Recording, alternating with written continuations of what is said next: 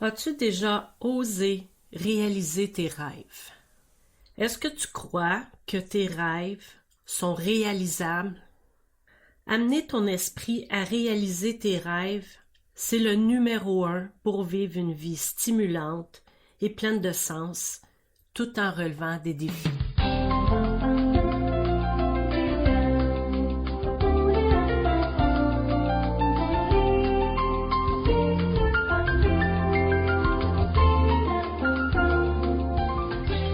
Je te salue, toi qui m'écoutes. Je t'accueille dans mon tout nouveau podcast, Ma voix, nos histoires.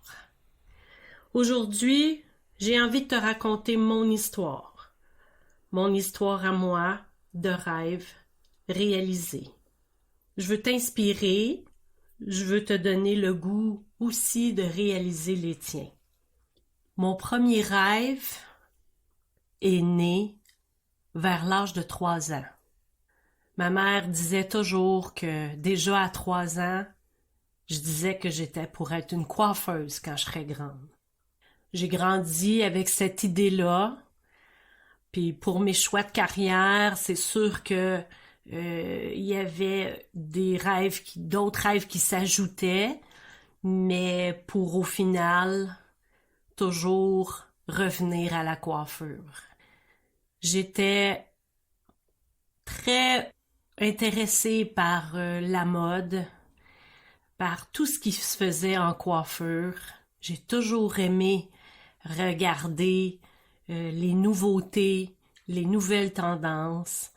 J'adorais la mode. J'adore ça encore aujourd'hui. Quand c'est venu le temps de faire un choix rendu au secondaire pour soit me diriger vers un DEP ou m'inscrire au cégep, j'ai reçu une lettre.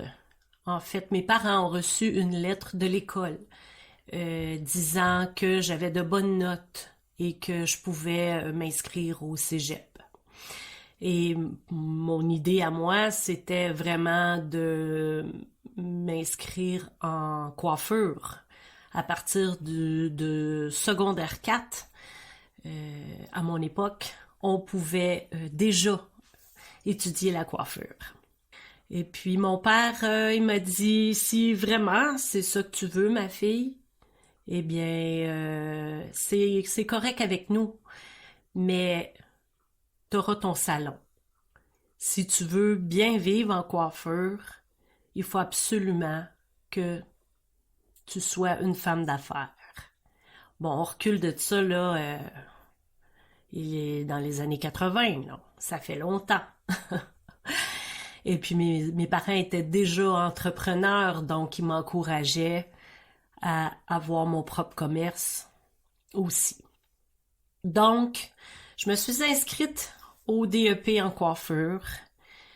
J'ai travaillé 2 ans à l'école à apprendre tout ce qu'on pouvait nous donner comme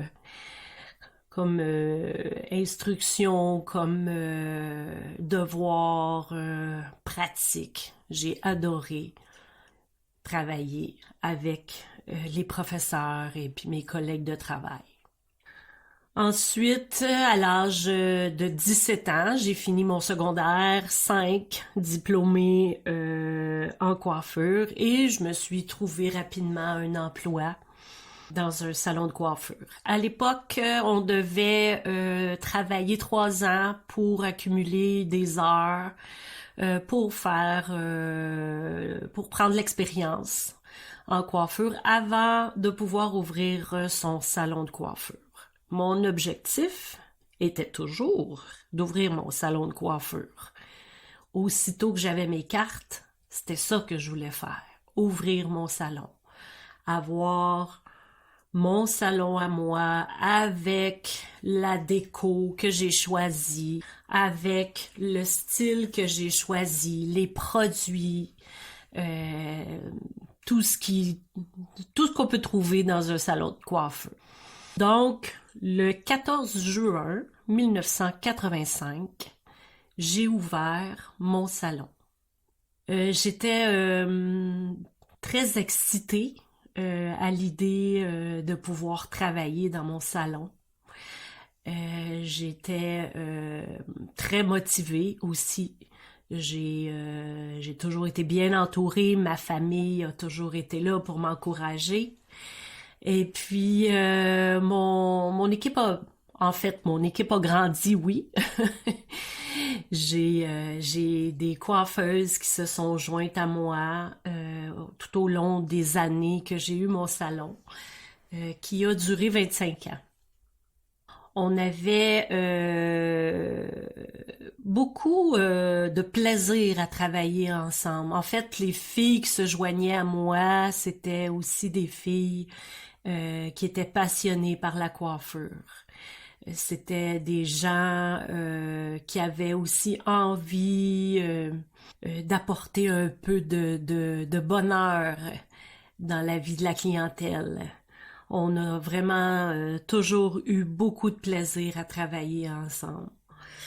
On avait les mêmes pensées, la même façon de vouloir travailler. J'ai vraiment aimé toutes ces années-là dans lesquelles j'ai eu beaucoup d'échanges avec ma clientèle et avec mes collègues de travail aussi. Ça a été vraiment un pur bonheur de, de faire ce métier-là. J'ai toujours aussi écouté ma petite voix. Un jour, ça a été le moment de tirer ma révérence, comme on dit. Et puis là, à ce moment-là, il y a d'autres passions qui sont nées. J'avais le besoin de me trouver une autre passion en quittant la coiffure. Je voulais absolument être aussi motivée avec d'autres projets que celui que j'ai eu pendant ces 32 ans-là en coiffure. Donc, je me suis mise à écrire et puis j'ai eu envie de raconter un peu ce que c'était la vie d'une coiffeuse en salon.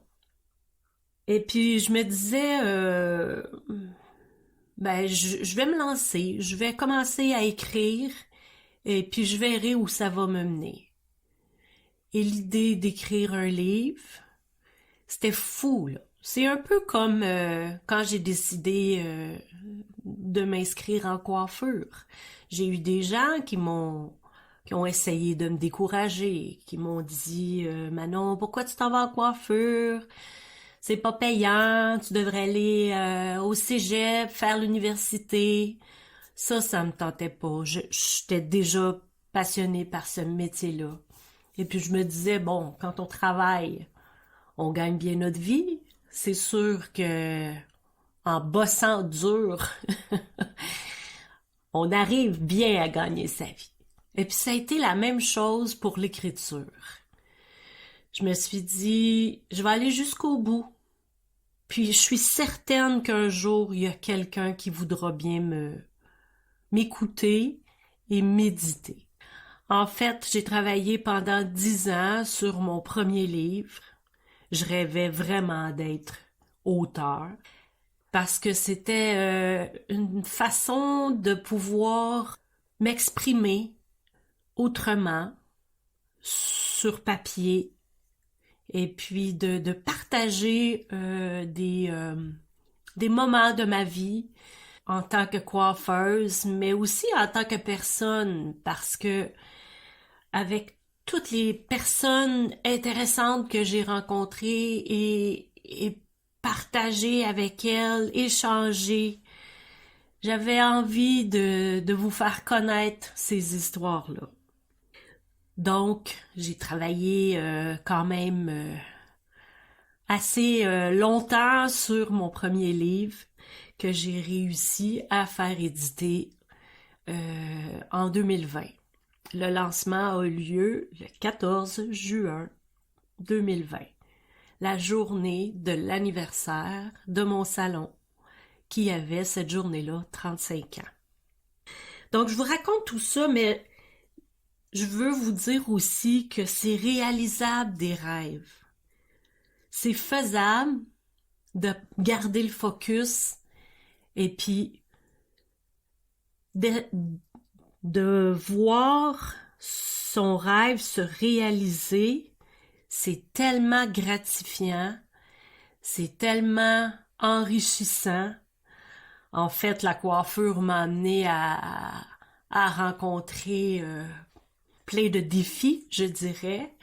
Je voulais être coiffeuse à 3 ans, mais j'étais pas consciente qu'être entrepreneur, c'est un grand défi. À 15 ans non plus. Et à 20 ans, quand je me suis lancée, eh bien, je savais pas trop dans quoi je m'embarquais. Et ça a été un peu la même chose en écrivant un livre.